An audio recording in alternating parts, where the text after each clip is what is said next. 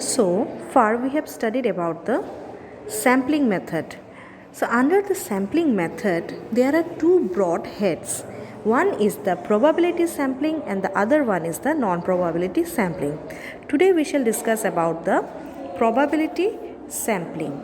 So what is actually probability sampling?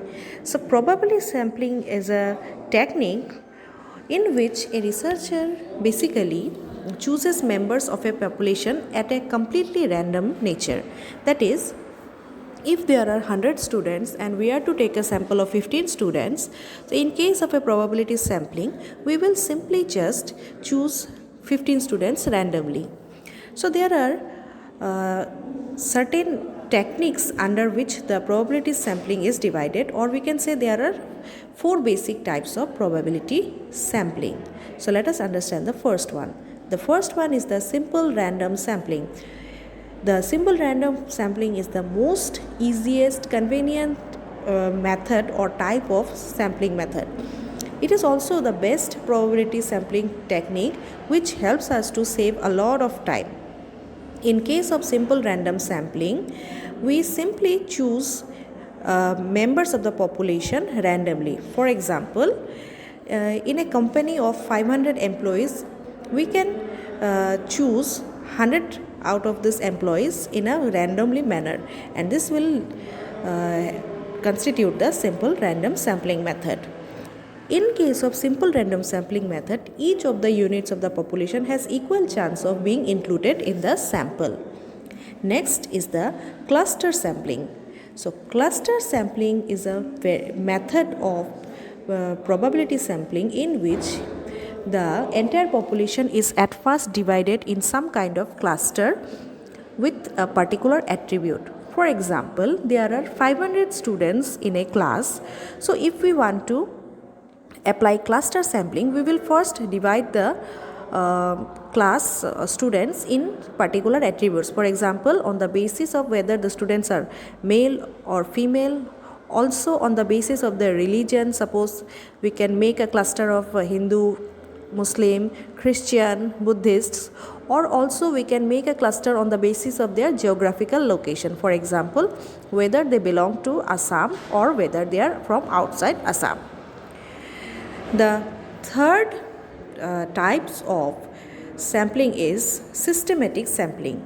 So this method of sampling is basically used to choose sample at a particular interval. For example, there are 100 students in a classroom and the students are sitting in a row manner. That is, the desks are arranged in a row manner.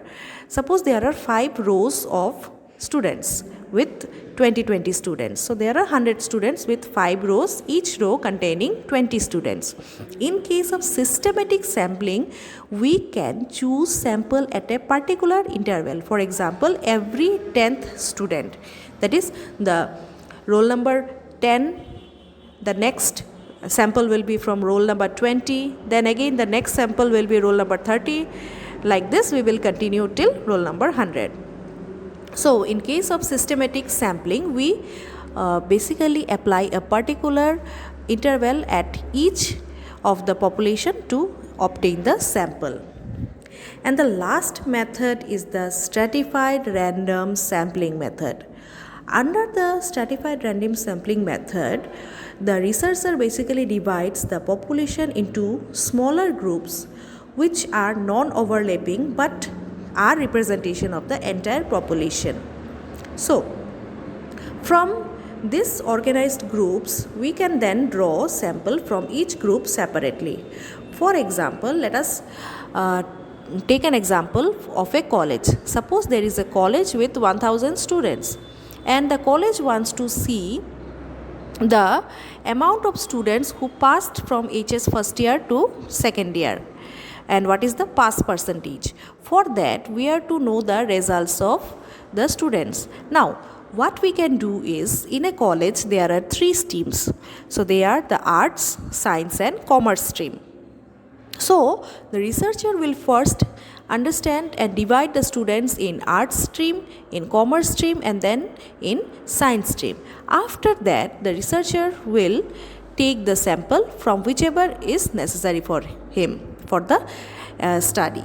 So under this method, that is stratified random sampling method, a researcher looking to analyze the characteristics of population or population belonging to different groups are the ones which will create the strata, and therefore the name stratified random sampling comes. So these are the basic methods of probability sampling.